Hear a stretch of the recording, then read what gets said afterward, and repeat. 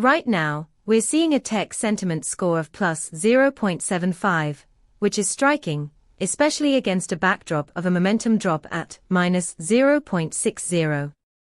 This unusual combination suggests a significant divergence. While the sentiment is bullish, momentum is faltering. What does this mean for you?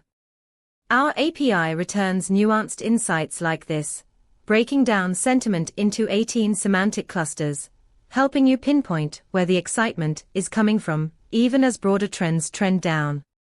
Imagine using this to enhance your trading algorithms or fine-tuning your portfolio strategy. You could identify tech sectors gaining interest despite overall market hesitation.